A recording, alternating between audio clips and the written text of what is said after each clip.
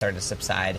So I think it'll make for some more conventional team racing, a little bit less funky mark roundings and downwinds with the current running upwind. So it looks like there's still a little bit of upwind current, but it's starting to go more slack. Slack tide was supposed to be, I think, about a half hour ago, but it's still running slightly upwind. So we'll still see a little bit of that, but with the current dying and the breeze lightening up, this should make for a really good Final Four of some traditional, medium breeze team racing, which is kind of what crux of it. Yes, exactly. Yeah, so looking at what we got going into the Final Four, we have the College of Charleston Cougars tied with the Yale Bulldogs, both at 18-4. Georgetown sitting in third at 17-5, and BC might have a little bit of outside help right now. They just have to win all these races to have a shot at that podium, or a shot to win even. But BC sitting at 15-7, and we got races cooking underway, guys. But before we go live over to the broadcast, any predictions from you two? I think it's going to be hard to beat Yale. I think they've just methodically moving slowly, getting better and better and better, and I just think that's going to stay. I have a feeling Charleston's going to have a hard time beating them. Yeah, I guess, Yale is the team to beat. Charleston's going in as the #1 seed, but they're tied on record, and, Yale is the now 4-time defending national champion, with a lot of these players being a part of multiple of those wins. They're the team to beat, and this is crunch time where they've been best. Though this year is unique in that it's the first year that they've really come in without the regatta clinched like they have in the past few years, or very close to clinched. But my prediction, I would say, is that, and my hope is that it's going to come down to the last race between Charleston and Yale, the last race of this top 6. I think there's a good chance we see Yale and Charleston win out up to that point, and it comes down to who beats who in the last race of the regatta, which is what you want to see as the spectator. Right, absolutely, Johnny. I think I'm going to have to go a little bit homerism right here. I think the Cougars are going to pull this one out. Been sailing well all year, or not all year, all weekend in their home waters. Very comfortable, very relaxed, and they're very fired up, I know. And got to think head-to-head on the tiebreaker, they would own it with Yale if it comes to that. But we got racing underway right now here, folks. Race 1, Yale Bulldogs versus the Georgetown Hoyas. Yale in the red, Georgetown in the yellow, and we're underway at the Final Four. So the LaserPerformance Team Racing National Championship. Off the line, looks like Yale has that pair at the pin, with Georgetown just kind of holding on here. Georgetown's got a boat spinning at the boat, so Yale off the line with at least 2 pairs, potentially 3 pairs. So off strong for Yale. This race, as we mentioned, is sort of a must-win for Georgetown. If they can win out in this round, they still have a shot of winning the event. Yale, a win doesn't guarantee the win or the loss, but one more win here helps their case to put it to that last race against Charleston. Yeah, absolutely, Johnny. And like you were saying earlier, it's a little more normal team racing. Just looking out there on the water right now, the current seems to be the slackest that we've seen. The committee boat is pointing directly into the breeze, not being affected by the current at all. So this is the most slack we've seen the current, and the breeze is softening up. And you said that medium breeze, like this 8 to 10 knots that we're seeing right now, is pretty epic for team racing. It's what you want. The water's flat. And I think these next 6 races are going to be gold. Yeah, exactly. It's kind of where, everyone's pretty on an even keel with boat handling and boat speed. With more current or with more breeze or lighter breeze, sometimes the boat handling and boat speed comes more into play. But in this stuff, it's really all about who can team race best. So early on, Georgetown's going to cross that pair on the left. It's looking like the Hoyas could start to work into a play too here. With Yale boat 1 on the left, I think that's Malcolm Lamphere, looking like they're in the 6 right now. Georgetown, their pair on the right, coming back strong. Yale actually maybe in a bit of a 1-2. It's hard to say. Yeah, basically, it's where boat 2 winds up kind of determines what the play is going to look like. Right on the right-hand side of our screens right now, we're seeing that Georgetown boat number 16 go back for even more on that. 18 go back for even more on that right-hand side. A little bit unprotected, so they typically on these first beats, Johnny, that happens, and they're either going to come out well up in front or a little more in the back. Yeah, at the very least, they're protecting starboard advantage. So if it comes to a 50-50 cross between them and boat 1 or boat 2, they're there to control the way line, and they own that last cross. The wind's oscillating back and forth, so it's kind of hard to call here. There was a little righty there, and Georgetown looked good from the right. Then it went left, and Georgetown looked good from the left, with Yale still winning. Yeah, with an oscillating breeze sending it to the corner can be dangerous, because if you get caught coming back from that right side as the left phase rolls in, there's really nothing you can do to bring it back. So it's not really much team racing going on thus far, just pretty much a fleet race for the 1. Yale trying to sneak a 1-2 here. I'd say slight advantage to Yale right now. we were a bit of a drag race right there. Yesterday, towards the end of the day, we were able to steal Yale head coach Zach Leonard for a couple races, for a couple minutes rather. We were chatting. I've always thought a philosophy, Johnny, is you don't want to do too much team racing early. Maybe just almost practically fleet race to Mark 1. What are your thoughts on that philosophy? Yeah, it depends on kind of how the race looks off the line. If there's not a clear defined play, you pretty much just want to fleet race forward because that's what you're going to put your best opportunity to round the market and winning combo. But sometimes, play sorts itself out very quickly. Play 2 becomes very obvious, and at that point you just have to go into team race mode and start to execute the play. But when nothing is really sticking out in terms of what the next play is going to be, you kind of just have to fleet race up. So around the top mark, we're seeing a protest there from boat 1, but it looks like Yale's going to run 1-4-5. So protest from boat 1, looked like a port starboard on 17. Umpire hear a whistle, don't see a flag. Still see a hand raised. On occasion, if you recognize some of these crews, if you could point them out, because I have a hard time not being out here on the East Coast, knowing who the crews are, but they deserve a lot of recognition once in a while. They do, yeah, and Yale, one of the teams with some historically elite crews. Charlotte Belling, who graduated last year, was a 4-time Team Race National Champion, the only member of the team to be a part of all the last 4 Team Race National Championships, so that's pretty impressive. Yeah. We saw one of the Yale boats spinning right there in the back, boat number 2, but it looks like that other protest hail went against that Georgetown boat, either 16 or 18, can't quite make out that 16. So that's a nice little sigh of relief there for the Bulldogs as they're going to kind of transition in this 1-4-5, pretty textbook, I think. Johnny, I think, at what point did the 2 and the 3 start to clamp back and start doing their work on boat number 4? They should be doing it right now. I agree. I'm surprised we're not seeing those 2 Georgetown boats turn around. They seem to be playing forward at the moment, and with such a big gap between the 4 and the 5, especially with their teammates spinning in the back, I would think that they'd be double teaming up on boat 1 here, trying to close the gap, and then each of them tries to pair off on 1 and 2 and let their teammates sail through. Absolutely. I get the sense that once they saw boat 2 round the windward mark and spin, it looked like they were going to be a 2-3-5. They maybe wanted to just stay forward and stay fast, but now that it's clear, once that boat got the penalty turn, it's clearly a 2-3-6. I would expect them to turn around. But as we say that, that low boat for Georgetown, I can't quite make out the number, but it looks like they are advancing around the outside of 3 with I think boat 18 taking boat 3 high. So there's a chance that Georgetown could sneak into the 1 here around 1-3. But again, they have a deep 6, so even if it's a 1-2, 1-2-6 is not a stable combination for them. That's kind of one of those things that you think about, yeah, the play is to go back to 2 and 3, 2 and 3 to go back and hit 4, Johnny, but if you see that opportunity, someone might whip through, the 1 might get caught unbalanced, and it looks like that was the case on this downwind. Yeah, so Georgetown here looks like they're going to take the 1. They're boat on the outside, I believe it's boat 17. But sometimes, taking the 1, it feels good in the moment to pass that boat, can be a little bit of a curse because now essentially they've transitioned from a 2-3-6, which is a workable play, to now 1-4-6. And if Yale does their job here, they can clean them up pretty quickly. Now Yale in the 2-3-5 looking like they can go pretty quickly as long as they work on boat. Is that 18? It looks like it. I'm thinking, Johnny, so on one end you want to think the second they recognize they're in a 1-4-6, that's when the 4 should go back and start to do work. But it seems to me that since they're not doing that, they think there's a chance that they can go play 1 here. Yeah, I guess so. I think the goal there in the 1-4-6, when it's clear that you're not going to make the 1-2, is the 4 should be going right back to the 5 to try and make that pass back. The problem with this one is that the 4 is so close to the 2-3 that they're able to really control that Georgetown boat and stop them from even getting to that last Yale boat. So we're going to round mark 3, and it looks like Georgetown's still going to hang on to that 1-4-6, though we're seeing a red flag. We're hearing some more whistles. What appears to be a red flag. Red flag on the 1 for Georgetown. I'm not sure what that foul was. It must have been a mark room situation.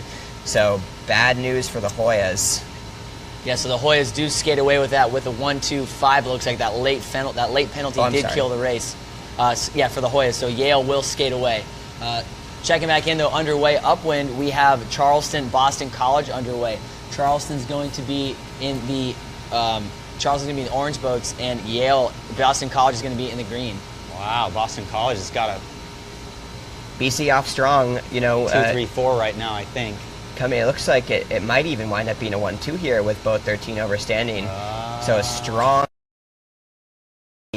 we mentioned coming in that they don't have a shot of winning, but they do have a shot of making the podium and playing spoiler to any of these teams. So a win here over Charleston, would have dire implications for the top teams, and it also bounces BC forward to a chance at the podium. Yeah, especially as Yale is putting a smackdown on Georgetown right now. It just consolidates everything and maybe gives Yale a little bit of breathing room, but still plenty of race course left as BC does round in a 1-2. But however, we're seeing a protest tail from boat number 11.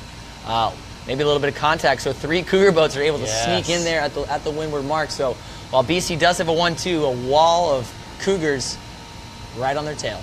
Yeah, a little bit undisciplined from that last BC boat. They were in what should have been a 1-2-4 or a 1-2-5, and they wound up getting caught pinned outside around Mark 1 and quickly gave up what should have been a 1-2 with an ace to a 1-2-6. And as we were talking about in the recap between the rounds of 8 and 4, these 1-2-6s have been broken up a lot today. Absolutely, and we're seeing it already, the making of it. Shooting up top left, one of the BC boats is defending high as the Charleston boat tries to force him out right too. Flopping back over to the Georgetown-Yale race, checking in with that. Yale does still seem to be in control, perhaps extending their 1-2-4 to a 1-2-3, and it looks like they do as boat 3 gets across boat 2 gets across right there. Yeah, looking like these Yale boats are either on lay or pretty close to lay, so not much Georgetown can do here. I don't think that mathematically eliminates them, but it comes pretty close. Right.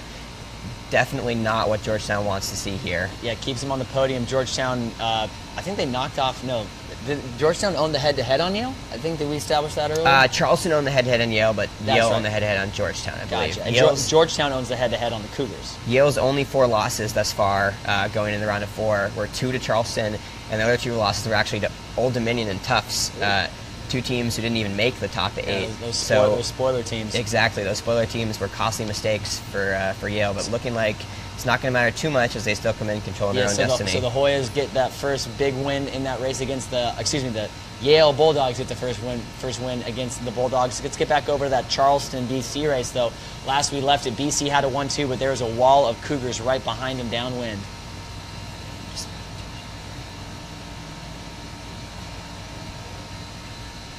Yeah, it's looking like BC's still hanging on to that 1-2-6. Interestingly, the way that Charleston went to go about this chase, it's actually made it a little bit easier for BC because BC is essentially paired off with both boats. Right. Charleston not opting for a double team. So, it's on BC to basically balance these 2 pairs coming in. And doing their job for them. We're seeing it a little bit right there over on the top, the left-hand side of our screen, the orange Charleston boat trying to get around, break that overlap, and force them to reestablish their proper course. Whereas the boats on the bottom right corner right now, approaching Mark 3, are... So essentially right now it's sprung into a 1-3 for BC. So that last BC boat is trying to prevent the Charleston boat from jibing across, getting back, and being able to make a pass back with their teammate. So we see 15 here slowing up, trying to prevent boat 10 from getting across their teammate's bow. And it looks like they're still going around the 1-3, but at the very least, Charleston's not going to be able to complete the pass back on the run. And so, Johnny, why didn't 10 recognize that they weren't in the position to do anything anymore and go back to try to double team that BC boat last minute? That's essentially what they should have done, but I think they were so advanced forward, bow forward on that BC boat that maybe they got suckered into thinking that they could play forward and play for the 1. And just being that bow forward, it's really tough to wiggle your way back without being controlled coming back. So their best option was really just to get around. Yeah, here we go. They round in that 1-3-6, very unstable, and just like that, 2 Cougar boats get over the top of that BC boat right there in the middle of our screen. So the Cougars now seem to be in a 2-3-4 to convert to that chasing in a 2-4-5 right into a 2-3-4 right around Mark 4. So they can set up their weave quickly. I think that's going to be a nice comeback victory for the Cougars. So the right move there for boat 10, slowing up boat, I think that's boat 13 on the outside and allowing their teammates to sail over the top. So right now they're in kind of a weak play 2. Boat 14 is in the 6, but boat 13 is playing a thorn in the side of the Cougars play 2. So they have to work together, boats 12 and 10 in particular, to squeeze out boat 13 while their teammate sails free to the right, and it looks like they're doing that right now. So Charleston sort of sneaking into a play 2 as we speak. Boat 14 for the Eagles right there, the closest boat to us, right in the middle of our screen. They are unprotected. They are farther down the race course, but the fact that they're just in their own lane right now might give them an opportunity to gain some of this ground back up. Boat 15 here doing a good job in the 1 of trying to disrupt this weave. Now we see on the left Boat 12 being able to tack, cover Boat 14. So Charleston's working pretty well into this weave. Looks like Boat 11 might have just taken the 1 right there. I don't know if that was what they wanted to do. Yeah, interesting move here by Charleston, taking the 1. On one level, it's nice to stay disciplined and keep the play 2. But, taking the 1 can be a risk because you might wind up losing it to a 1.56. But in this case, it looks like they're at worst a 1.3. And their teammate on the left in 12, I think, is going into gap insurance mode so that in worst case, if they wind up in a play 4, it can always default to a 1.45. Exactly. Right. So still a shot here for BC. They need to slow up Boat 10 and get their teammate, their last place teammate, free to the right, which they're actually starting to do. Not sure, this race isn't over yet. Yeah, absolutely not. That boat farthest away from us, that BC boat, looks like number 13. Sorry, my eyes adjust to the screen from the sun on the water, so it's a little hard to see what the numbers are right away. But no, BC absolutely doing everything they can to try to get their way back into this race. We see farthest left, that farthest left pair, that BC boat in the middle, looks like boat number 15 is just being a thorn in the side, not letting that 10 and 11 boat pass back happen. So 15 is just trying to hang on to this boat 10 and 11 pass back while their teammate in 13 goes off to the right to try and spring through their teammate 14. It looks like it might just be too little too late as boat 12 is now sneaking out to leeward of boat 13. So it's looking like the Cougars are going to hang on to a 1 at worst. Assuming they're all on the ley line, they are. Boat 11 gets a 1.3 for the Cougars, maybe 1.34. Looks like a 1.34, maybe 1.45. Wow. Yeah, that's very fascinating to listen to you guys. Well, we just did hear a whistle right there at the end. It might have been a green flag, seeing if anybody's going back to clear themselves. I don't think they are, so the Cougars get a big win there over the BC they're celebrating. Eagles. So if you're out there and you're a team racer, a former team racer, whatever, I'm just like a kid in a candy shop listening to these two guys go back and forth and show you guys all the thought process that's going through these 20-year-olds' heads out there on the water, and they're all thinking these same things, aren't they? Yeah, exactly. They've seen these situations over and over again in practice, over and over in their events this season. So it just comes down to executing. All the teams, very few of the teams play situations that differently. They all kind of have the same approach to every race. So you know what to expect from your competitors. You know what to expect from your teammates. And it's just a matter of executing the play. Yeah. And Charleston did a great job there on that last beat of cleaning it up and rounding in at least the 1-3. Yeah. So we got to throw some more thank yous out there. Again, U.S. Sailing, thank you so much for powering up our live stream coverage here. It's just wonderful to work with Light Y and John Colby, who provides the on-the-water wireless here, and he's worked with the Yorktown to get all of that functioning well. And, Granite River Studios with Kent Rich, the technical director. The cameramen, Corey and Colton and Harry with them, and Deegan Media, Dan Egan. Dan just went into the skiing Hall of Fame. Did you know that? Did he? Yeah, him and his brother. Congrats to Dan. Just inducted into the U.S. Ski Hall of Fame. And thank you to Charleston as well. Greg Fisher and his team have just really done great, and will be starting up again in a couple days here with the Co-Ed Nationals. Yes, so we're going to take a quick break while this rotation gets underway. The boats are already making their way back out to the race course, so we're going to take a quick break, throw to a commercial from presenting sponsor LaserPerformance. We'll be back with you shortly.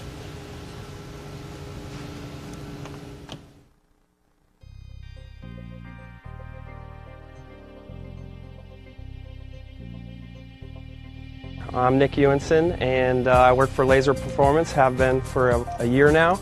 And before that, I was a college sailing coach for 7 years. I did my sailing at St. Mary's College of Maryland, and I coached at URI and College of Charleston. There's a lot of challenges in managing a fleet. These boats take a big beating often, and places like this here at the Naval Academy, you have a bunch of different teams coming and sailing every weekend, so they definitely get put to the test. In terms of how we designed the Z420, we just got a lot of input from former college sailors and college coaches, and really tried to build the boat to both perform better, but also be able to put up with abuses.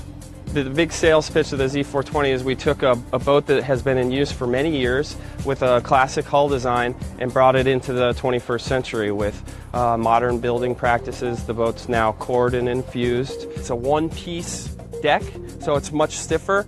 The centerboard box is now part of the deck and has been beefed up even more, being a whole lot stiffer. And this is an area where it takes a lot of abuse with crew's feet banging up against it. So we've really beefed up the whole centerboard area. The bulkhead is a big deal for the Z420. It not only supports the deck, but also keeps water from moving up into the bow, something that was really problematic with the old version 420. So the whole boat, as a result, is more buoyant, and therefore, when it rights itself after a capsize, there's a lot less water in the boat. The Vang is a little bit more powered up with an extra purchase here, and now it's led back under the trunk, split to both sides of the boat here and led amidships so that both the crew and the skipper have access. The keelson is now a foam spine that runs from the stern all the way up to now the bow knuckle, whereas before it was a tank that really didn't do much at all. This keelson really adds to the stiffness of the boat and is also a really nice place to keep your feet and keeps the skipper and crew connected to the boat. With the stiffness, when a puff breeze hits, you actually feel the boat respond much more than a traditionally built open molded boat. Here at National Championship at the Naval Academy, the feedback on the Z420 has been great. I mean, we've seen some light breeze in general, mix of conditions, and we're seeing the boat respond in all the conditions, even the light stuff where, back older versions, 420s, people might not have been psyched to jump in those boats in the light breeze. When people were getting their boat assignments before the regatta, people were excited to get in the Z420.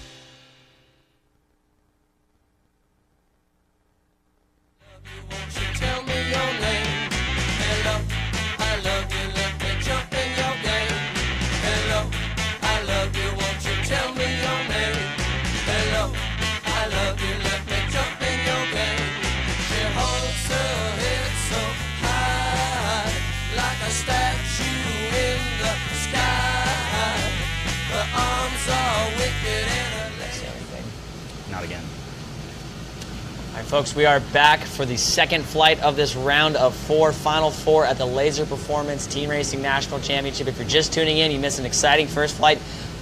I'm Brooks Clark. Alongside me is Johnny Norfleet and John Rogers up here in the booth, providing you some inside analysis and expert commentary for these last two flights. After the first flight, we saw Yale handily defeat the Georgetown Hoyas. Cougars kind of pulled one out late against the BC Eagles. So up next for this next fight, we have the Boston College Eagles are going to be in the red boats, sailing against Yale in the yellow boats, and Georgetown in the orange boats versus Charleston in the green. Yep, so from those first two races with Charleston and Yale winning, they gapped themselves out, and it looks like at this point Georgetown no longer has a shot at the win. I think they can take at least a tiebreak over one of these two teams. Actually, I don't know if they own the tie on either of them, so I think Georgetown might actually be locked into the third at this point. So we're now racing. It's now a regatta between Charleston and Yale. Yeah, by my calculation right here, Johnny, I think if the Cougars win this race, regardless if Yale wins, they will.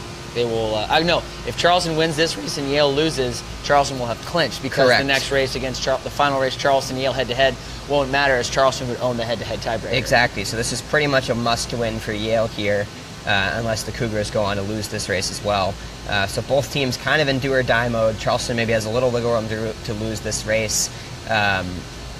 But it's still looking like it's going to shape up to be, with these two teams really showing themselves to be the best two team race teams out here. It looks like it's going to come down to the final race between the two of them. Yeah, I think we're all kind of rooting for Charleston and Yale to win these two races, so that last race is for all the marbles.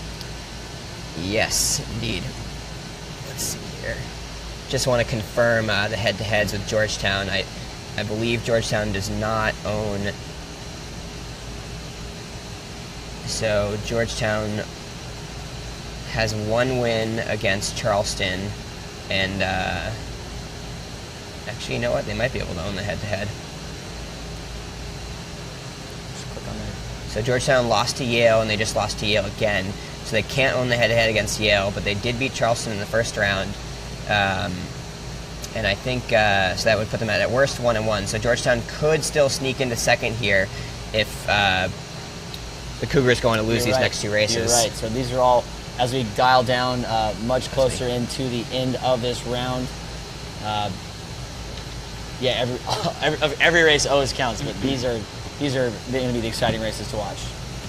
Yeah, it's nice. We got a nice pressure, 7 knots rolling down the middle. So in these Z420s, they'll be, on the rail, in and out a little, maybe hike through the puffs, but nothing perfect team racing conditions. Yeah, exactly. The breeze is maybe not up anymore, but a little more steady across the course. So it's starting to freshen up. I don't know if it's the sea breeze this late in the day, but certainly still a solid, 7 to 8 knot breeze coming down across the whole race course.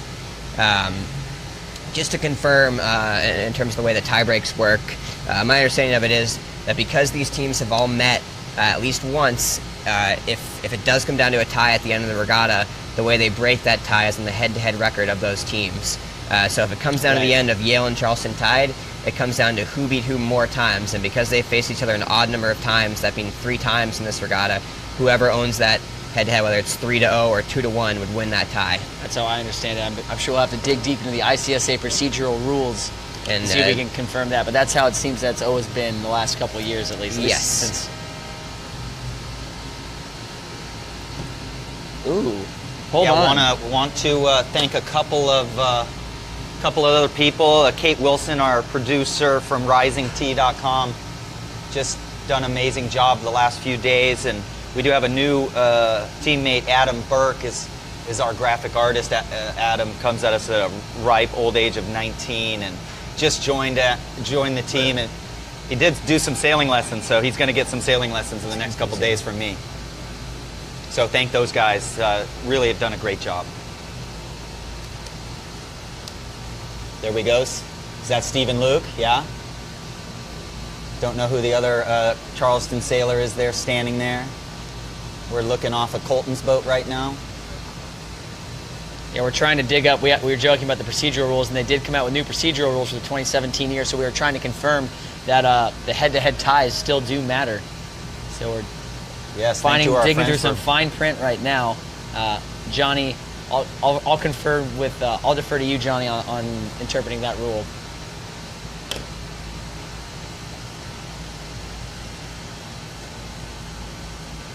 It's interesting, as we have the better teams out here, it seems like, they kind of do that race to the weather mark thing before they team race. And they also don't really stress about the start. They all kind of come up to the line and just match each other. And that's a conservative style that I think shows confidence and skill. Like they're trying to. All the good teams tend to use very similar tactics and strategies. So we just heard. Go ahead, Johnny. Sorry. Yeah, exactly. These, the team racing playbook has, pretty much become standard across all college sailing teams. So everybody really, with a few, minor exceptions, most teams approach all the plays pretty much the same way. So it just comes down to seeing the situation, seeing the play develop, and being able to execute. As we off the line here. BC, Yale underway. Yale in the yellow boats, Boston College in the red. Yale seems to be a slight advantage to Yale with boat 1 from BC. Well, as we say that, actually, hard to say. I call it about an even tie with Yale winning the pin pair, about even with the back pair, and BC winning the weather pair. Earlier this week, Johnny, we were talking about how you devolve team racing into pairs and who's winning a pair. If you're winning 2 pairs, chances are you're likely winning the race or in a position to do so. But oftentimes the pairs are tied, or it's very difficult to tell which side has an advantage. So right there, you were talking about some of these pairs being tied. I think just too early in a race to really see the difference.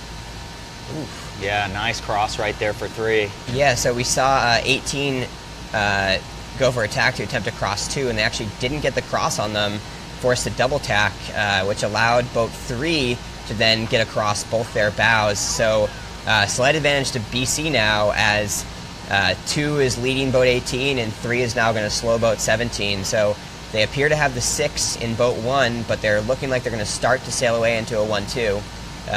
But as we've seen throughout this regatta, if it does wind up rounding in a 1-2-6, it's by no means over. Absolutely, very unstable combination. We've seen that broken up so many times. As I look back at the starting line, I see a couple Charleston sailors looking at the race ahead here. Oh, absolutely. And they're probably seeing that, what you just said. I mean, you're probably looking at, you want to focus on your race, what you got going on, but I think Charleston, as we just broke down, if Yale loses this race, I believe Charleston clinches, and I think they might know the same thing. So they're don't be surprised if you check them keeping their head on the swivel, peeking back into this race. Yeah, exactly. So if Yale goes on to lose this race, if BC wins and Charleston goes on to beat Georgetown, then Charleston will have clinched the event going into the last race. But this race, neither of these races is over yet, so we'll have to see how they sort out. Just confirming, double-check the procedural rules. The way the tie breaks do work is as long as the teams have met more than once, it goes to a head-to-head. So the teams have all met 3 times at this point in the regatta, so a tie goes down to the head-to-head finishing between the 2 teams, the head-to-head record. Just to show you how deep in the rulebook we went for this one, folks. Section C, Rule 25, C.2. C2, yeah, of the ICSA procedural rules. Knowledge. So, earlier in the competition here yesterday, I saw some teams that I thought were pinching and teams that didn't tack very well. They come out of their tacks too close to the wind and stuff. And then we watched some of those really good tacks coming off the line here, and you see how far around these guys spin the boat, and they're just so much better at not doing what we call it, praying for a lift type situation where you just point extra high hoping something's going to happen and it doesn't work. These guys just tack so well. It's such a hard thing to see for the average. Yeah, these teams, all of these teams, with the exception of Georgetown at least, all these teams have 2 fleets of boats. They sail the Z420s and the FJs at home in practice. So certainly a little bit of advantage being able to sail the Z every day and sail the boats that they compete in, whereas Georgetown has 18 FJs and 6 Z420s, so they get to sail them both too. Yeah, Johnny, so looking up wind right now, Boston College appeared, they might have been in a 1-2 right now at the moment, but Yale certainly has sailed their way back into this one. Boat number 3 for Boston College might not be ahead of any Yale boats anymore. Yeah, it's looking like, if they're on lay here, it's looking like BC would be able to hold on to a 1-2, but they have a deep 6. So Yale will have the freedom to, at the very least, chase down that 1-2. We might see what you've been saying on these other runs is the double team. We might actually see that because we haven't seen it yet. And Johnny, you just kind of refuted everything I just said. I thought Yale might have broken up that a little bit, but it doesn't seem to be the case. It did look like that BC boat 3 was low and had a chance to get passed by one of the Yale boats, but they were just close enough to lay. Their teammate was able to slow the Yale boats coming in. They were able to tack around the 1. So Yale rounding this mark with a 3-4-5, playing catch-up here. Again, a very important must-win race for the Yale Bulldogs, as Boston College is in a 1-2-6, but we've seen that 1-2-6 broken up so many times this weekend. As we're watching this race now, just heard the go signal for the race between Georgetown and Charleston. We'll check back in with that race shortly.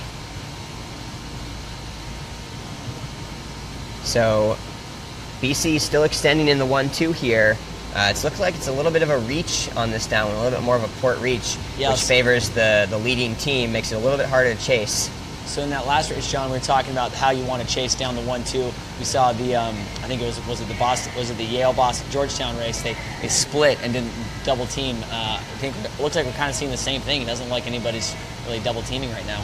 Yeah, well, it looks like right now that BC is far enough ahead that the Yale team can't really get to their breeze and affect their breeze. So that makes it easy on BC. They're just going to sail the fastest course to Mark 4, or Mark 3 rather. So back over, we just saw that start, Georgetown, Charleston. Georgetown in orange, Charleston in the green, underway, cooking. Pretty split, even start, I think, at the moment. Looking like, actually now seeing, these colors are hard to see in the light, but these highlighter colors, but it's actually looking like now Georgetown off to a pretty strong lead. They're owning at least 2 of the pairs, potentially this third pair on the left with boat 11 and 13. So Georgetown looking like they might sneak off to a 1-2 early. So end of regatta implications for these teams. If these 2 races stand, if BC wins and Georgetown wins, Yale and Charleston would both get losses, but that would still mean it comes down to the final race between the 2 teams. Yeah, so Charleston and Yale need to have the same result for it to come down to the final race. Yes.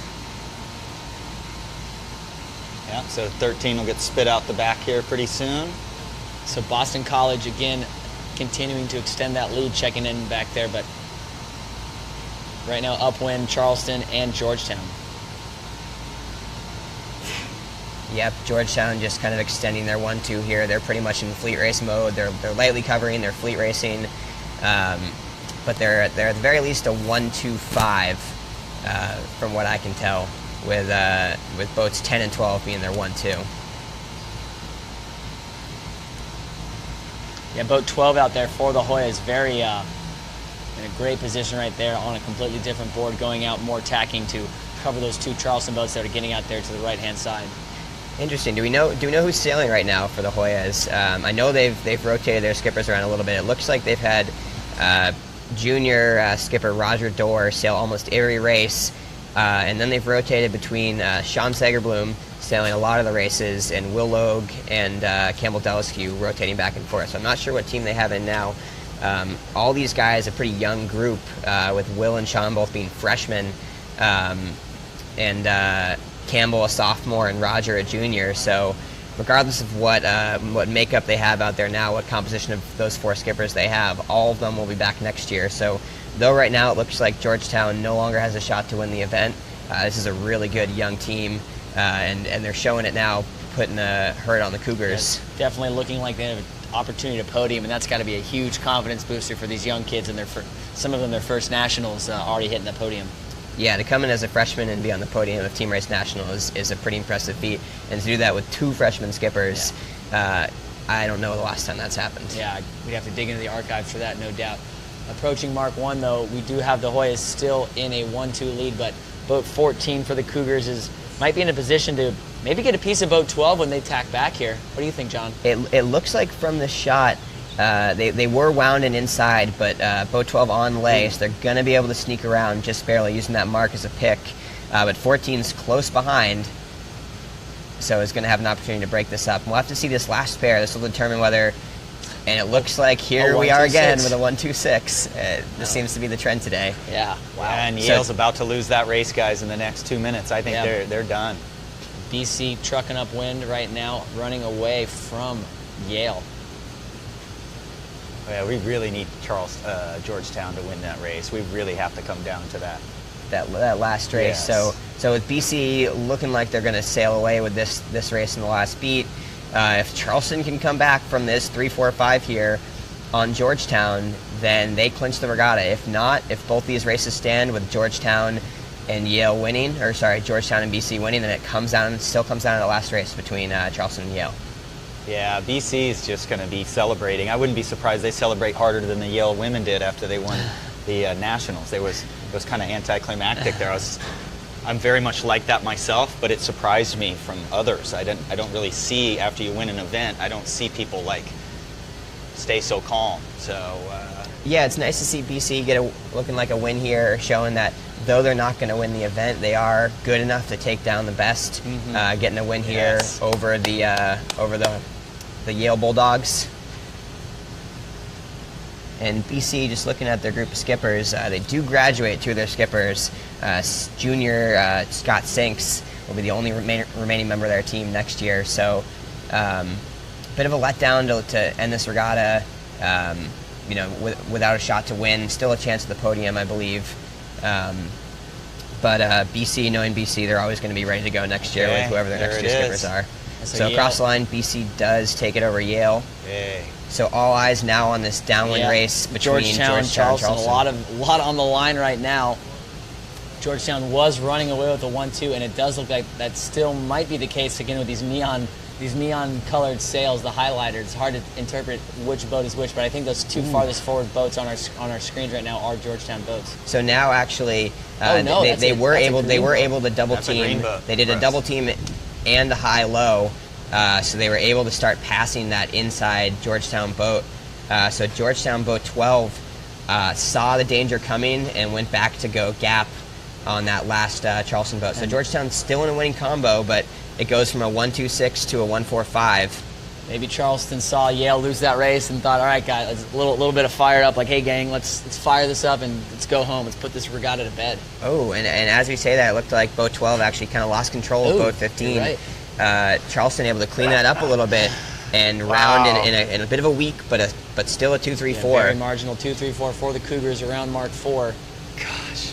So just a reminder, if Charleston does, now that they've taken the lead in the play 2 in the 2-3-4, if they do hang on to win this race, that is the regatta. They will clinch. Yes, we are here on Championship Sunday at the Team Racing Nationals, and this beat could determine who's going to hold the wood, right, Brooks? Who's going to hold that wood, John?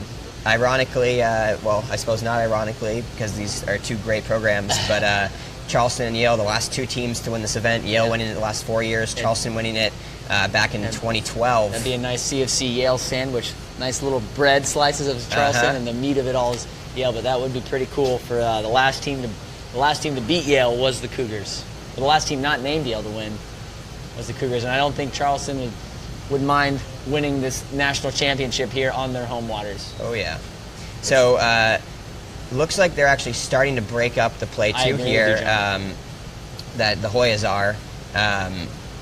They were able to get past boat 14, force boat 14 to duck, and now boat 11 for Charleston, boat 11 for the Hoyas has gotten bow out on 14. So they're looking to go play 4, either a play 4 or play 2, depending on what their boat 10 and the 1 does. That's the best breeze we've had in a while, too. Yeah, the breeze certainly has seemed to pipe up a couple knots here since they first made their way out to the water during this rotation. Yeah, Charleston's been quick in the breeze. A lot of this race depends on the boats 17 and 14 in the middle here. We need 17 to hang on to boat 14. That's for Georgetown, boat 17 to hang on to Charleston, boat 14, if they want to be able to hang on to that play 2. And we see them tacking away, so basically it comes down to whether the Hoyas can balance boat 14, stop the Cougars rather from going 1-2. And it's close. It looks like the Cougs are still just barely hanging on to a play 1.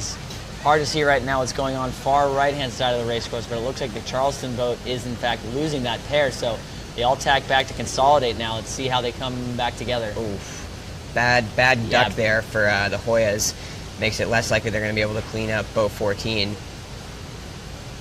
And they tack back there. I'm not really sure why they did that. So Charleston actually looking like they might sail away with this one, which would clinch the regatta for them. Coming into the last quarter of the beat, that Georgetown pair on the far right doesn't look like they're going to sneak out and pose any threat to the 1-2. So it's boat 15 and boat what is that? 14. Boat 15 and 14 is their race to lose, I think. Well, if they do pull this off, it's just incredible because this school has worked so hard as a team just to pull this event off. There's been a lot of distractions here. You know, their whole team has been working on this. Their coach, Ward, has been working on this event hard. And so to keep it all together and top of the beat getting a little bit fluky. Very big hole right now they're sailing into. We're boat seeing 14 a bit of a tacking duel speed. between Georgetown and I don't think any of those boats are laying the Charleston line yet on the either. left. Maybe boat 10. And a green flag on that protest. So are they going to shoot? Are they going to make it? Yeah, we're going to have a 1-3 here, or a 1-2. So 14 in the 1. That's a 1 and a 2 for the Cougars. So it looks like the College of Charleston Cougars have just won 2017 Laser Performance Team Race National Championship on their home waters. And I can hear the cheers from above us in the hangar deck and down on the point from the Charleston supporters. Cougar Nation rejoice. The wood is back. Wow, so Yale coming in as pretty much the odds-on favorites, being 4-time defending champions, to take that fifth championship in a row. And a lot of people not really giving two looks to the Cougars, thinking that they were going to be the team out here to beat. Everyone knew that they were going to at least play spoiler, being the home team, but based on their team race results. Do you want to interview anybody down there? Or? Yeah. Okay. At the end. Yeah, based on their team race results, I think a lot of people weren't expecting the Cougars to absolutely to get the win. A couple people I was talking to on the Boats and Pros podcast. If you want to add a new podcast to your repertoire, I got one going. It's called Boats and Pros. I did a little Nationals preview with St. Mary's alum and team racing savant Alex Curtis, and he didn't even think that the Cougars were going to be able to make that Final Four. I thought they would at least be a spot in the Final Four based off of it being in their home waters. And I personally didn't even think they had what it took to win. But here they are, dethroning the 4-time defending champion Yale. Yeah, just waiting for those scores to refresh so that we confirm the finishing position for that last race between Charleston and the Hoyas. Oops. We're going to see some excitement down here on the dock as Cougar Nation. I'll say we can rejoice as the wood is back in Charleston. Again. And so that race wound up finishing in a 1-2-4, so that's it. That clinches it for Charleston. Confirmed. Tech score just confirmed, so that is... Nothing Yale can do at this point. So Yale, they're certainly, if they go on to win this race against Charleston, they'll end up tied on record, but Charleston will own that tie. So Yale probably kicking themselves for a couple of those early losses. Mm-hmm. They're clearly one of the best teams out here, and if they wind up finishing tied on record, pretty close to Charleston, but it was those 2 races in the first 2 rounds they lost to Charleston, and those outlier races that they lost to ODU and to Eckerd that really sort of sealed their fate. And then, of course, this last race that they lost to the Eagles. So sailing for the Cougars, your 2017 Laser Performance Team Race national champions. Skippers are Stefano Peschera, who's a junior, former Olympian for Peru. Jack Cusick, a senior, I believe from Connecticut. Somewhere up there in New England. But look at them on the dock right now, rejoicing, hugging. But they still do have one more race to sail against Yale. Again, it doesn't quite matter. It won't affect the outcome. Won't affect how it ends up. But bunch of hugs and congratulations abound for the Cougars. They certainly would like to get this win on Yale, even though the regatta's over. They'd like to show that it was a definitive victory and they didn't just win on a tie break. Absolutely, that's a very good point, John. Showing that last race that they are the best team out here and go out and beat Yale and prove that they would have won either way. Yeah, that's an exclamation mark on the end of a national championship. And just to finish off that Charleston roster, Christoph Killian is the third skipper. He's a former match race national champion. Spent a lot of his time these past couple years match racing and also team racing. He sailed the Hinman with a group of Charleston sailors and alums. I think both of these past couple years. So he's putting his hours. This team is putting their hours both together and separately doing their team racing. And it's showing out here. And crews, Grace McCarthy, Chloe Dapp, Annabelle Carrington, Caroline Bracken, Elizabeth Pemberton. So big congrats to the Cougars. Regatta not still racing left to be sailed, but clinched for the Cougars. Yeah, the results might hold. And however, think of it this way, Georgetown, so these results will hold regardless. This is their podium. Charleston first, Yale second, and Georgetown will finish third. Did we confirm what was the head-to-head between Georgetown and BC? No, actually I did not. So let's see, Georgetown, BC have to race each other next. Georgetown beat BC in the round of 8, and BC lost to Georgetown in the opening round. So, congrats, Cougs. Georgetown owns the head-to-head tie, so these results will stand. Charleston in first, Yale in second, the Hoyas in third, and BC locked into that fourth place spot. Yeah, so that is your podium. Looking at it right now, Charleston, Yale, and Georgetown. So, you know, I think you're just going to always see these powerhouses always continue to produce this top talent. I can't, you know, that Final Four, how many times has that been the Final Four at any team race national championship, Johnny? Pretty often. I mean, you're pretty likely to see any of these teams. St. Mary's has been in there a lot in the past. They're not here this year. Yeah. They were a multi-year in a row second place team. But it seems like we see that same group of faces. You know, if they miss it one year, they'll be back the next few years in that Final Four. And I believe, was this the same Final Four we had last year? No, St. Mary's. Last year, Charleston did not make the Final Charleston Four. didn't make the Final Four, but St. Mary's did. Correct. So Yale, Georgetown, and BC all back in the Final Four for at least the second year in a row, if not 3 years running or more. So you've seen the competitors start to make their way back out here as the sun is beginning to get low in the sky. In Charleston, South Carolina, we've been sailing on the Cooper River. And it has been today, the last 2 days of sailing have been exactly, even though the last 3 days, the last day of women's was fantastic. It's been exactly what everyone kind of hoped that we'd be getting when they decided to host the Nationals here in Charleston.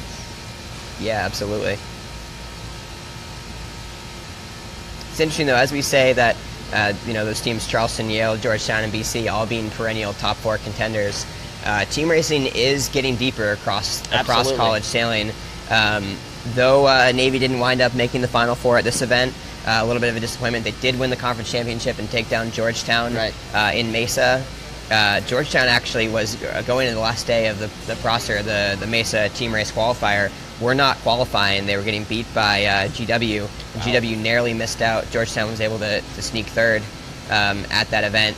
So clearly they've cleaned it up since that event to go on to finish third here, but certainly have proven that other teams can beat these contenders. Though these contenders are there every year, more and more we're seeing teams start to challenge them for their dominance. Yeah, and so, I mean, I don't know, I kind of want your insight, Johnny. You're an active head coach here in college sailing. So many good teams don't even get to make it to nationals. You know, your guys, the Fordham Rams, St. Mary's, always a tough team to sail against. George Washington, a new program up on the rise, up in NISA. Dartmouth didn't make it. I don't know, who else didn't make it? I can't even.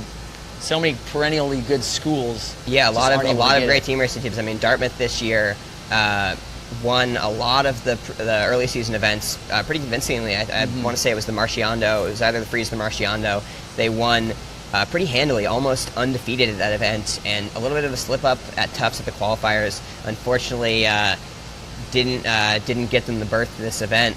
But they're just as good as any of these teams, and if they'd been here, I wouldn't have been surprised to see them in the Final Four. So a bummer for them to miss out, but you know, it just goes to show that there are other teams out there challenging these perennial greats. At what point, Johnny, do you ever think that you would see, you know, for the semifinal, for the co-ed racing, they recently, in the last, 10 years ago, I think it was, they invoked the semifinals to, get more teams on a national championship exposure, and really make sure we got the 18 best teams in the country participating. Do you ever see team racing maybe adopting a similar type format? I don't know. It's hard to say because the Nationals is already such a huge undertaking with essentially being an 11-day straight marathon between the women's, the semifinals and finals, the team racing, and the co-ed semifinals and finals.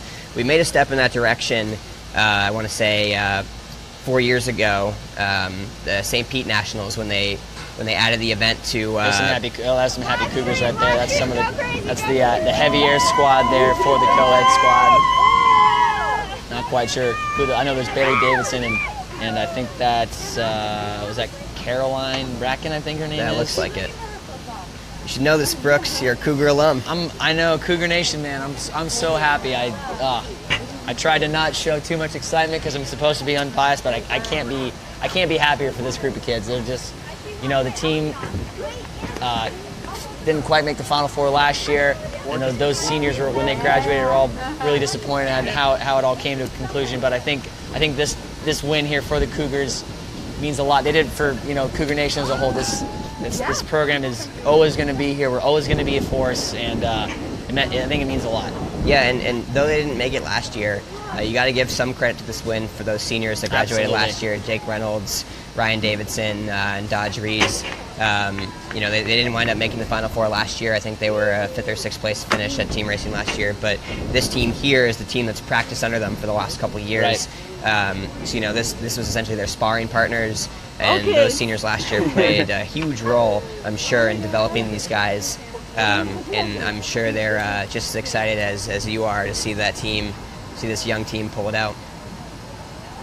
But just as we're waiting for these last couple races to start up, to answer your question about the semifinals, I think we made a step in that direction in college sailing when they moved the event to from 14 teams to 16 teams. It used to be that in the 14-team team race event, the top 8 was pretty much a foregone conclusion between the 3 Mesa, the 3 NISA, the Pacific Coast, and Charleston. Now that we've got 4 teams from Mesa and 4 teams from NISA, it's a fight. We've seen it these last couple of years to get into that top 8. Almost what could have been a 6-way tie today. There was a sail-off last year for the spot. So the Nationals event is certainly getting better with teams. We've got Tufts and ODU and Eckerd just missing out in the event this year. Right. And it was that close to being 1 win here or there from being a 5 or a 6-way tie sail-off to get into the round of 8. So the event's certainly getting better. I know a lot of teams out there, like the Dartmouths of the world, those teams that have been consistently in the 5th or 6th range in NISA and Mesa, would certainly like to see a semifinals. Right. Whether it's something that can be done or not, logistically, I'm not sure. But I think there's certainly going to be that conversation in the coming years in college sailing. I know there was long sense of talk about trying to split the seasons, maybe doing fleet race one season, team race another season, and that would allow for maybe a team race semifinals to take place. So I don't see it happening in the current college sailing format, but I'm sure it's a conversation that'll be had down the line. I'm just trying to imagine this event if it was truly the 16 best teams, 6 teams or so from each Mesa and NISA, a couple teams from SESA, and a couple teams from the Pacific Coast, with UCSB, Stanford, Eckerd, Charleston, and 6 teams from NISA and Mesa. That would be a dogfight of an event, 16-team event to sail. So it would be cool to see that. But I think what we have now is a pretty good event, and it certainly, while it may not include everyone, it definitely picks our best national champion and gets the best team race team there. So, what more can you ask for from an event? Yeah, so we are getting cooked underway here. The final flight, again, all the decision, it's all held. This is the podium, Charleston, Yale, and Georgetown. So these races are just for the sake of bragging rights. Bragging rights at this point. We were saying earlier, Johnny, Charleston does still very much wants to beat this Yale team to put an exclamation point on this national championship. Yeah, it would make it a 2-win victory over them as opposed to winning on a tiebreak on a head-to-head. Absolutely. So while they're clinched, they would certainly love to win this race. So just under 1 minute now, we've got the race between Georgetown and BC. Unfortunately, this race also inconsequential to the final result, but I think BC would like to take a win off Georgetown, and Georgetown, just like Charleston, would like to prove that they're clearly the 3rd best team here.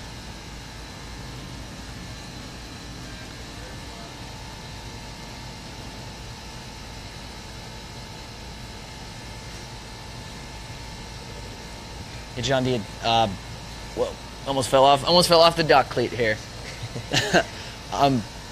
So what is it? Obviously, good coaching and just the recruiting pipeline for both of these schools. For Boston College, is it some of the names you see on that wind up being very good team racers? They're obviously great sailors, but didn't have the best results. Do you think team racing is more of a mindset? Some of these names is weren't at the top of the results in the junior sailing, and do you think for this fleet racing they just team racing something just really clicks for them? Yeah, I think it's a couple things. Obviously, recruiting plays a big part in any result in college sailing. So many of these teams, particularly these teams here, kind of have pipelines to a lot of schools. A lot of the Point Loma kids wind up at either BC or Charleston. A lot of the Newport Harbor kids wind up at either Charleston or Georgetown. Yale gets their kind of path to some of the Virgin Islands, Antilles, wherever else kids. So all these teams have great recruiting ability. And kind of have their pipelines, which is why they've been so good for so long. But occasionally you'll see a team, that can go out and win the team race national championship, and they're not even really a contender for the fleet racing. So it shows that, there's something to be said about team cohesiveness, about having three boats that really know how to work together. And I think that, that's what I like so much about team racing is, well, certainly being fast and being a good sailor plays a large part of it. You can win this event, as not the best team, as not the best fleet race team, if you know how to work together, if you understand the plays, and you practice together as a unit. I think in this case, all of these three teams up here are a good chance of winning the fleet race nationals, or at least a good shot of being contenders at their event. So maybe not so much the case this year, but I think of like St. Mary's teams of the past, who there was a year actually where they didn't even make the fleet race nationals back in Texas back in 2012, but they were the runner-up, and it came down to the last race between them and Charleston to win it the last time Charleston won back in 2012. That's right. So it's, St. Mary's stands out in my mind as a team that, regardless of what their fleet racing prowess is, regardless of who their skippers are, they're typically a team that's out here and a contender for nationals. So I think that's one of the things that's cool about team racing to me. No, it's just all about executing. Like you just said, you can be one of the fastest boats on the water, but if you don't know the plays or how to execute, it's a different game. As you hear my voice start to give way finally. Too long days of commentating. Good thing we don't have to do any commentating tomorrow. So just checking into this race upwind you guys have on your screen. It's BC Georgetown. I think BC is in red, Georgetown is in yellow. So BC right now looking like they've got a 1-2, maybe 1-2-5. So slight advantage to BC over Georgetown. Again, unfortunately, this win doesn't change the results for them, but it does come down to bragging rights at this point for these two teams. Yeah, bragging rights and just momentum into the next season. Exactly, yeah. Back to the conversation about what makes these teams good, and we sort of alluded to it, talking about that Charleston group from previous years, but a lot of what makes these teams good is not just the sailors they have now, but the sailors they've had over the years. There's a reason these teams are here every year in the Final Four, is because they have this kind of institutional team race knowledge. The Yale team is good because they had Thomas Barrows 6 years ago, and before him because they had Stu McNay years ago, and they've helped build a team race knowledge that gets passed through the years, and in some cases those guys actually come back and practice and coach the team at these events. So having those sailors that in years past may have been the first team to qualify for team race nationals years ago, having those guys as resources in future years, it helps these teams get better year after year. I remember the class you were just talking about for the Cougars, Jake Dodge and Ryan were freshmen our senior year, so we taught them as much as we could, learning from Mac Mace, Ben Spector, Zeke Horowitz, Chris Banholzer, Juan Magley, fantastic team racers. So it's absolutely right, John. They learned from racing against people who won national championships, fosters that environment, and then just now the Cougars won a national championship by just, like you said, being the sparring partner, getting their butts whipped almost every single day, but they soak it all up like a sponge. Yeah, exactly. You'll often see that the team with the best second team in the country, the team with the best practice squad, is almost always going to be a contender in the Final Four, no matter who their top three are. Some would argue that maybe Georgetown's team was the best practice team this year. They didn't get it done this year, but they're going to be on the podium. Be curious to see how some of the B teams for these teams that we see at the top, how they'd compete at nationals. I feel like the Cougars or somebody else would be able to, or the Georgetown team would probably be able to maybe even make that gold round, you could argue. Yeah, I would think so. We don't get to see him as much. Well, actually, with Georgetown, they've been alternating so many skippers that some of their second guys. We're going to throw it down to the dock real quick. It looks like John was able to grab some of those excited Cougars, from what I understand. So, John, what you got? How's the celebration going down there? Yeah, here we are watching with the national championship coaches. We're watching BC and Georgetown. We got Ward Cromwell here and Mitch Hall. How does it feel to be national champion and take over Yale, who's won it 4 years and award their award? It's nice. It's nice. It's real good. Very good. And so the team's going to celebrate here right off the end dock, and you've been coaching here, Mitch, for 6 years, Ward for 12 years. What makes this program so special for you? I think the support we receive from the community and the team, the staff, everything that everyone does to really give back to the community. We do a lot of different events with Wounded Warriors and a lot of volunteering services, and I think it's great how much the team loves to sail here in Charleston. Yeah, and it must have been hard for you guys. I heard you did a lot of work for this award. You guys had to get your team ready, but you had to do a lot of work. Is that true? Were you distracted at all? Yeah, I mean, Greg Fisher really did most of the legwork, honestly, setting up the event. Mitch and I we worked really hard to travel to a lot of events this year and did a lot of sailing up and down the East Coast, and it paid off with 6 with the girls last weekend, which was a really good result for 2 freshmen. We were really proud of them, and then to get this victory is certainly very special to all of us. Well, very good. Well, congratulations, Ward. Amazing performance, Mitch. Great job. I know you got a pretty young team also, so come back next year. And just an honor to sit next to these 2 guys, so send it back to you.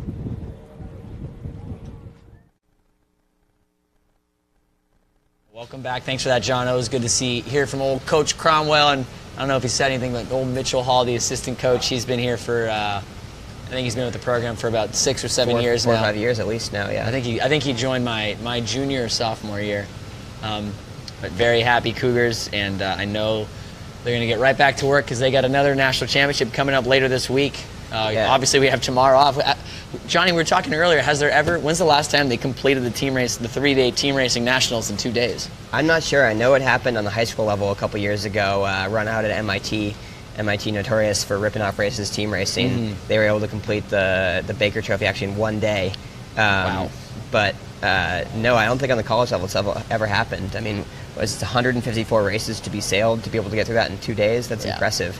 They ripped through 100 races yesterday. Obviously, the rotation slows down a little bit when you start to get into the round of 8 and the round of 4, but to then rip off another 50 or so today, good work by the Cougars. Give everybody a day off tomorrow. Give all these teams, especially those crews and those female skippers who are sailing all 3 events, a day to rest and recover before they go into the 4-day semis and nationals for co-ed.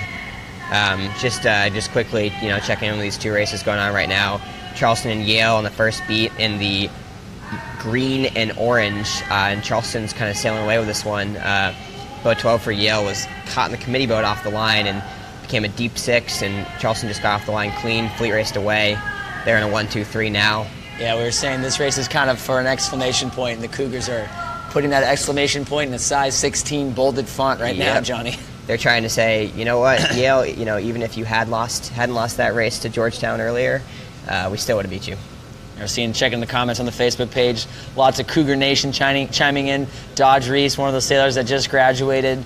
Russ O'Reilly, a legend of the program down here from Charleston, won the Nationals in A Division last time. Last time it was here in Charleston in 2006, I believe. Chambers, Clerk, Becca, he Brent, won, all the homies. He would have won B Division the year they won in 2006, and then he went on to win A Division the next year. That's right. I think at Navy. On the last beat, these 2 races going on, another sail away. We've got who do we have in red again? Red is in Boston College, and green or yellow is the Hoyas. Boston College sailing away from Georgetown here in a convincing 1-2-3. Yeah, and just in the quite literally, as our awesome producer Kate Wilson just noted, they're quite literally sailing off into the sunset as the sun is getting lower into the sky. Oh, that is serene. Talk about another program on the up and coming rise. We got John Faudre, the head coach at the Jacksonville University, the Dolphins down there, making some depth in the ICSA division. Great program. They've been so much excitement. The university is super supportive of their program.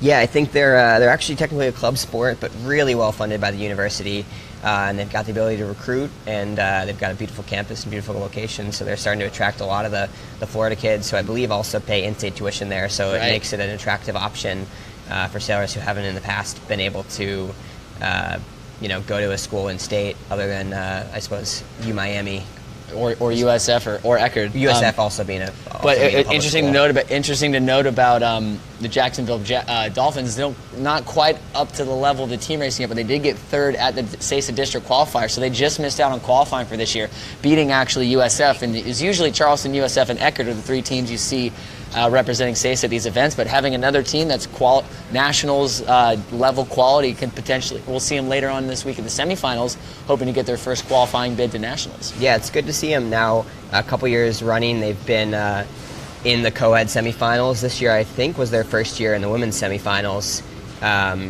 They haven't quite clinched that berth to the finals in either of those categories, but they're here. They're among the top 36 teams. They just missed out on team racing.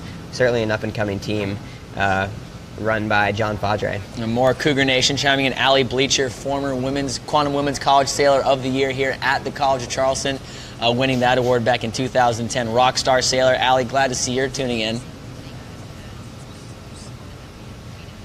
It is just serene. Both of these races are 1, 2, 3 blowout runaways into the sunset as BC topples the Hoyas, and the Cougars are just, maybe the Yale Bulldogs are a little bit disappointed, so they knew this race didn't matter, where the Cougars wanted to make it known that this one counts. Yeah, a bit of a letdown race for Yale.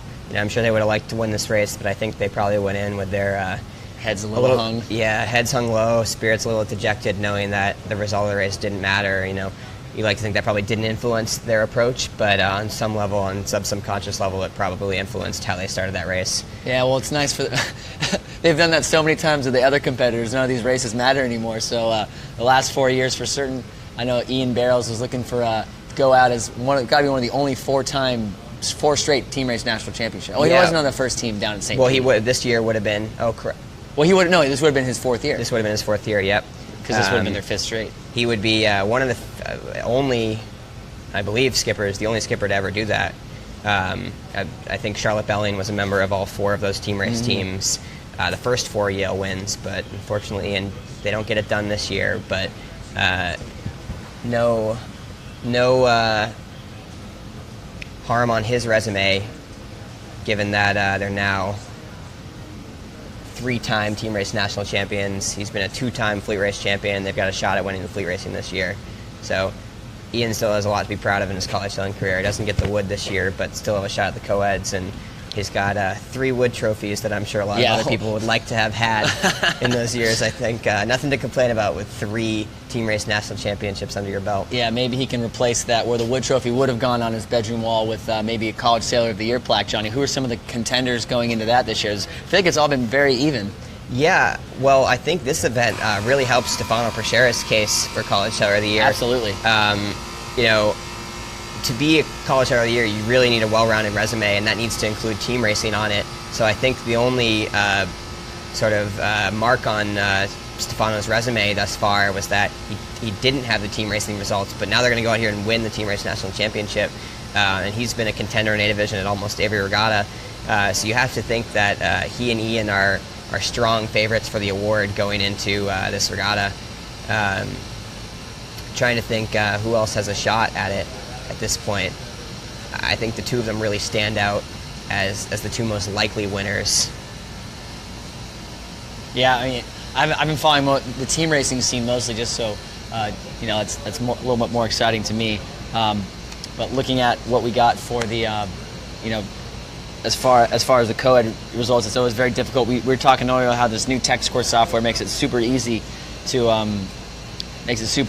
for the All-American Selection Committee to find the results and figure out what's going on. Yeah, I think I don't have all the results in front of me to look at it, but I think Ian has really been a standout in all the regattas in Niza and Mesa, just kind of cleaning up A division almost every event he sails. And Stefano has been up there every time he comes to New England. Being from the CSA district, they don't see us as much up there, but he is pretty regularly, wins the conference championships, always a contender at the top events. So it might come down to who beats who in the semis and the nationals. And so we might see a little bit of celebration on the water here from the Cougars as they make their way into the finish line, into the sunset here in their home waters. We're going to throw it over to John on the dock right now, who's got some more Cougars. Wait, not yet. We're going to wait for the Cougars to actually get to the dock before we throw it to John. But here in celebration and horns out here on the water. No, you can go ahead, dude. We got, oh man, this is just seeing capsized. Everybody's jumping in. Oh man, this is fun. Got a lot of the Cougar regatta helpers, alternates who've been here diligently running races and making sure everything goes out of the hitch, driving the support boat. They're all jumping in the water, excited to celebrate with their teammates. Yeah, right you are, John. And I think we're going to keep the camera on here on the party for a little bit. But man, what a couple days it's been. Only 2 days, so looks like we have a little day off tomorrow. What are you going to do, Johnny? I'm going to try to find a television and watch that America's Cup somewhere. Yeah, I'll probably watch some America's Cup racing. We've got our co-ed sailors flying in tomorrow, so I'll snag them from the airport, and we'll probably take an easy day. Typically, we would have brought them here and watched the end of the Team Race Nationals, but Charleston able to get this event done in 2 days, so everybody's off tomorrow. Huge shout out to PRO Ryan Davidson, who the fact that you can even do this in 2 days is spectacular. So we're going to throw it down to John, who's got some of the sailors celebrating in the water. I'm Brooks Clark. Alongside me here is Johnny Norfleet. It's been so fun to bring this action to you guys. But John, what we got? Where's the party, John?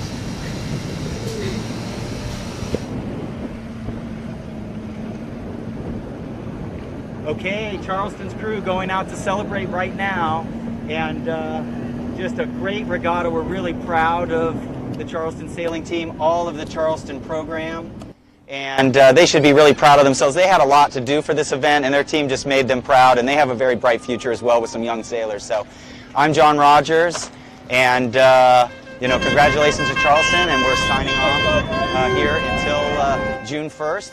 Thursday for the Co-Ed Nationals. Please join us, get your friends together, and look forward to seeing you then.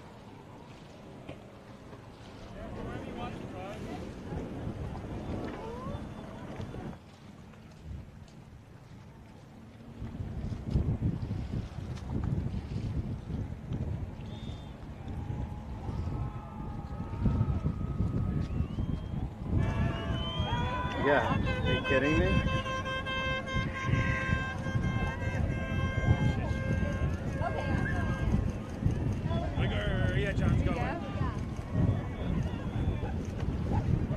Let me get a shot. You just let me know when you are. Okay, wait. Sorry. Well, hold up. Are they still showing this?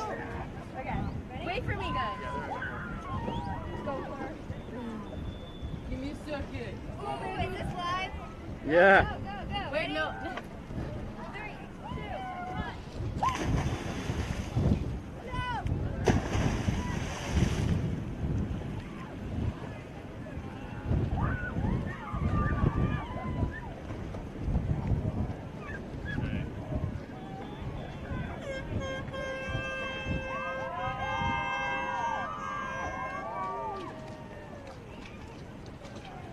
Let's go.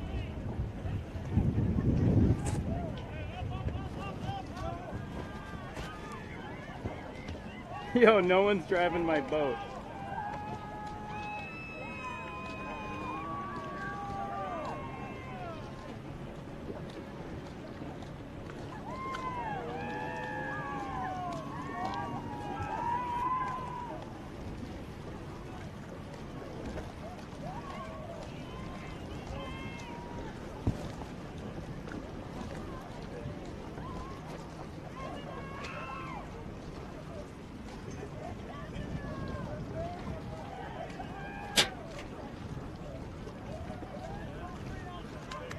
Yeah.